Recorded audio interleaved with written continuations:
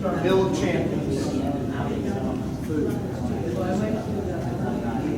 This is our final speaker this afternoon. His name is David Grant. He's a native South Carolinian. He's the owner and founder of Carolina Marsh Tacky Outdoors, and he's the host of the television show Horse Tales. In 2007, he joined longtime owners of Marsh Tackies and new admirers of the breed to create the Carolina Marsh Tacky Association, a nonprofit organization charged with the preservation and conservation of the marsh tacky. David's organization, Carolina Marsh Tacky Outdoors, supported the association's efforts to establish a breed registry and to gain state recognition for this critically endangered breed of horse that was part of South Carolina's history. In 2010, the Marsh Tacky was named South Carolina's State Heritage Horse. Excuse me.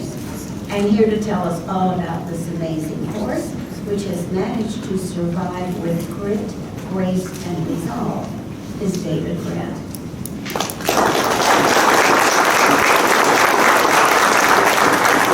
Howdy, folks. Howdy, we good? Good deal. So how did I get started with Marsh Tackies? Well, it's the 4 H's. History, hunting, and horses, and I was hungry. To dig for information. I'm going to kind of dig into this. I was a very, very doubting Thomas by 1770, 75. I'm not good with dates, like some of these guys are. But by then, the British were bringing horses over. They were bringing in the thoroughbred and different type horses. The little common horse of the Atlantic coast was the common tacky kind of horse. So here I was getting involved with the Marsh Tackies because of hunting and my expertise of what I did. I said, everybody was jumping on Marsh Tackies, Francis Marion, Marsh Tackies, Francis Marion. So I started digging. So I'm going to share some tidbits that I dug out, probably from a pensions account. Some of these guys probably wrote up and everything.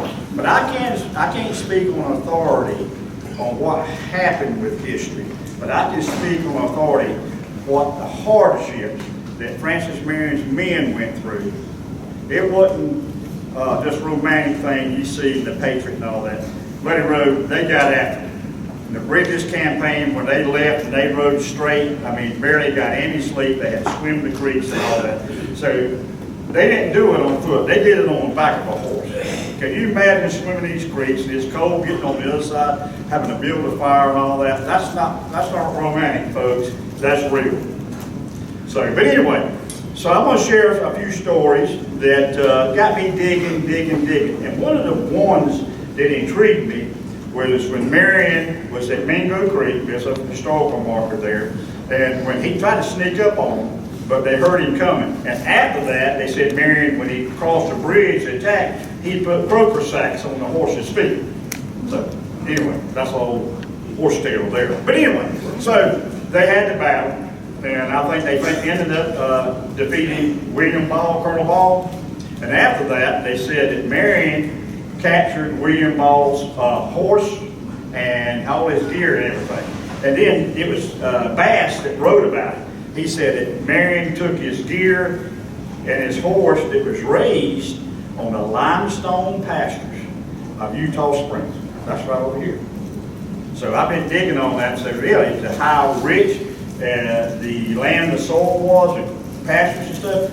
And the local planters that were finally getting ahead in life brought these blooded horses in, and I think, my opinion, crossed them with some local tacky kind of horses to kind of create a Carolina blooded horse a little bit. So what really intrigued me, that was starting to happen, 1750, 60, 70. How did the Marsh Tacky survive as pure as it did? And we've got living proof out here that that's what happened in that. So that is really intrigued me. And another thing that come in mind, that one of the accounts I read was Williamsburg County. And a young lady I just talked to was saying, we used to have Marsh Tackies in Manning. what intrigued me was how the Marsh Tacky kind of disappeared from some of these areas. And they survived geographically, some of these islands and stuff. But anyway, I'll repeat what I read. Major James, it was from Indian Town in that area. And this is what really intrigued me. I found this tidbit. I said, this is good stuff here. This is good stuff. They said, back then, if a mount was needed, he was caught wild and tamed to the bridle and saddle. And by who do you think did that? The little local yokels.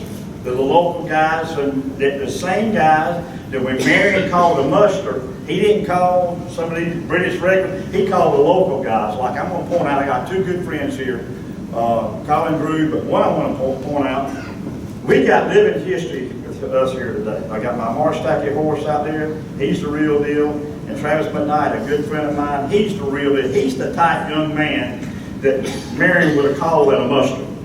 He was living out with his mom and daddy, and how did he get word? It was a courier or whatever.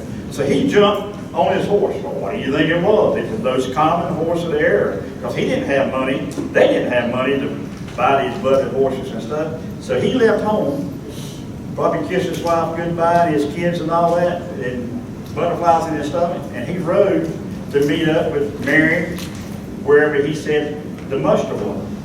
And with the type young men who grew up in that era, the type horses they were riding, they had waterways. Well, how did they cross a waterway? They swam. How did they navigate the woods and all that? They had narrow paths and stuff. It's my opinion that it was the type young men that grew up in that area, the type horses they were riding, and Marion was an expert leader. He was a motivator of men. But if it's the young guys, it was the fighting and all that. They said his scabbard was rusted in or whatever, which is a good thing. They needed him for leadership. So you can just imagine all that was going on. So that's how I would have surmised that when like the Bridges campaign and all that, Marion wasn't out front leading. Marion was probably in the middle or at the back, and you had the young men like Travis. They knew where the heck they were going, you know, dodging and all that. And that's why the British, they had some fine horses that could outrun and probably outmaneuver. But when they got in the dark and they got where you couldn't see, the Marsh Tacky was the one that got them there. So that's my opinion. Then that was just really intriguing. So I feel like that that type of horse was here, and the blooded horse was coming, and naturally the British, they rode thoroughbreds that they brought. Can you imagine the hardships of bringing them thoroughbreds over on those ships? By the time they got here, they were probably all beat up and, you know, probably gone by that time.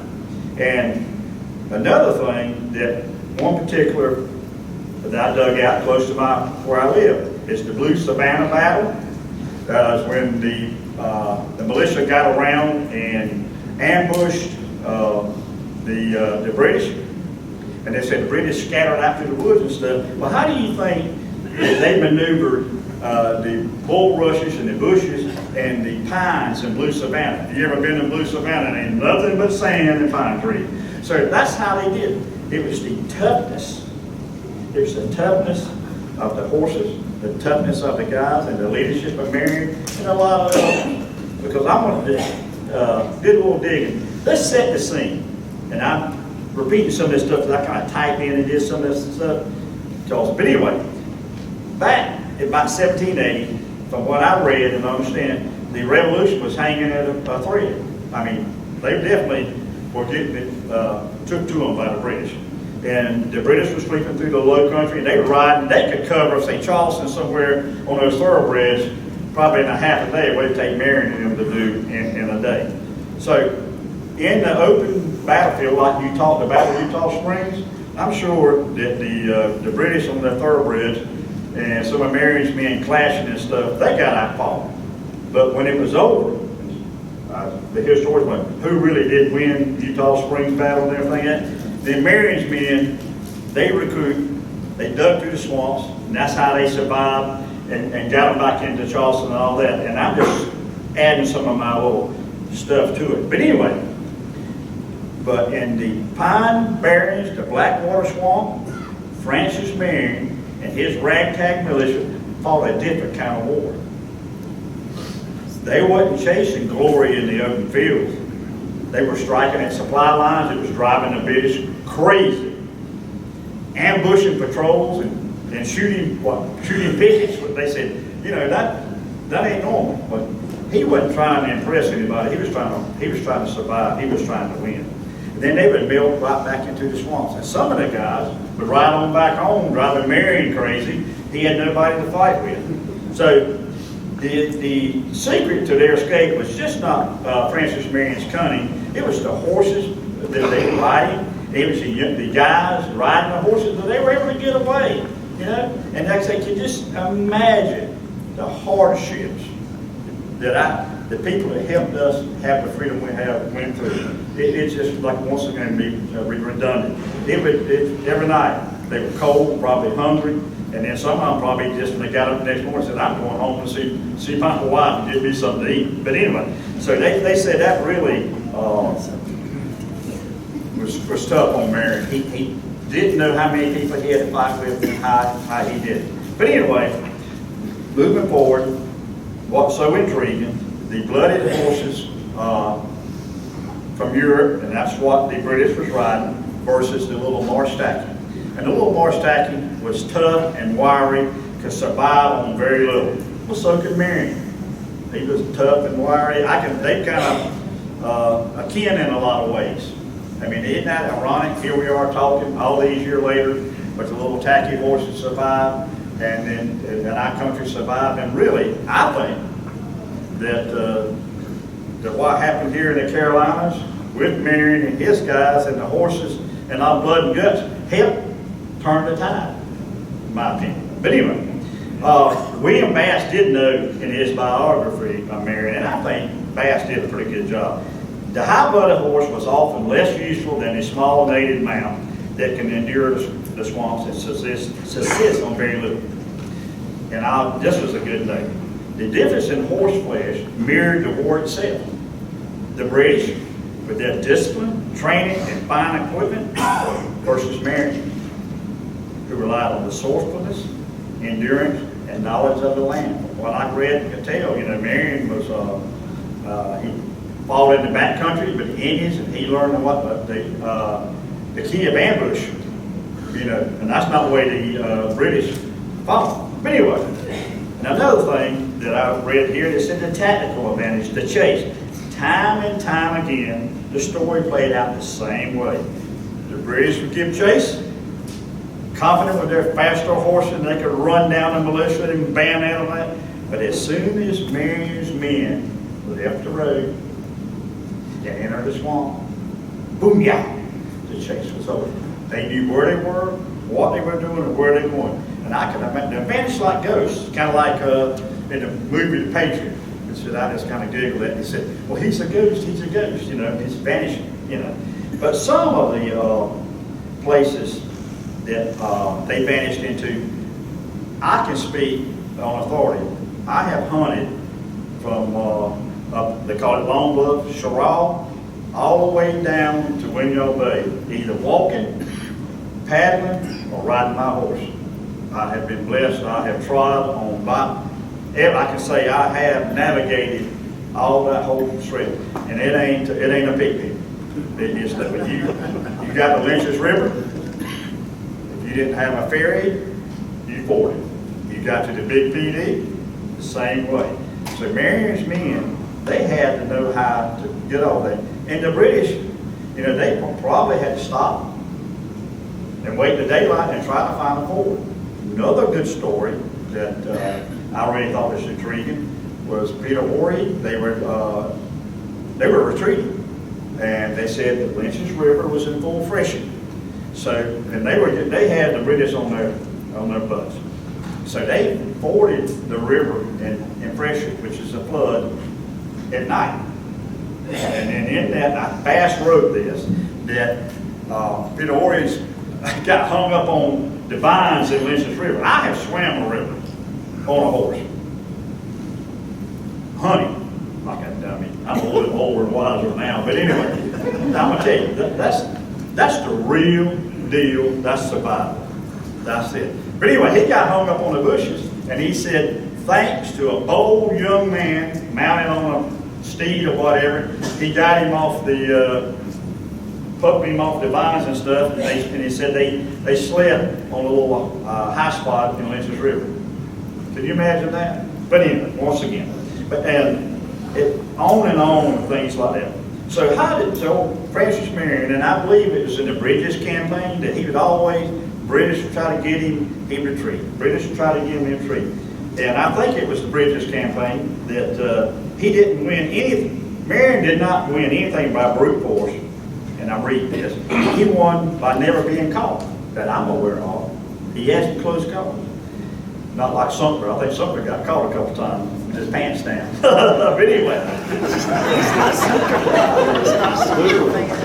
Yeah. I'm not a big Sumter fan, but anyway. And in my opinion, folks, as you know, I ramble. If you want to keep up with me, you better have your hand on the saddle horn and have the reins kind of tight. But anyway, we get there. We get to the end of this battle. But anyway, and that was old Tarleton, and he said that, and this is just, everybody knows that the devil himself could not catch this man, and that devil was Marion. But there was Tacky, or the Tacky kind of horse in the cross that was carrying him, and that just really just intrigued me so much. But anyway, in closing, so what's the outcome of all this? It's simple. The revolution wasn't one on pedigree or passion. It was one on grit, on adaptability, on the backs of our little horses, my little horses, that knew how to survive when everything else failed. Because the British horses, they need a little more octane to keep going. These Marsh Tackies survive off cane, moss, and whatever, because I've seen them. I hunt in the swamp, they'll eat moss and cane and anything in front of them. The Marsh Tacky didn't just help Marion's men elude the British. It became the very fiber of our victory. It showed that in the hands of determined men, even the smallest horse and the smallest man could carry the weight of freedom. And there's a lesson, I don't want to get too emotional, and there's a lesson we still carry today. Sometimes the overlooked, the underestimated, and then the plain are exactly what God uses to change the course of history. With that, in the words of my beloved French Marion, I bid you adieu. Good job.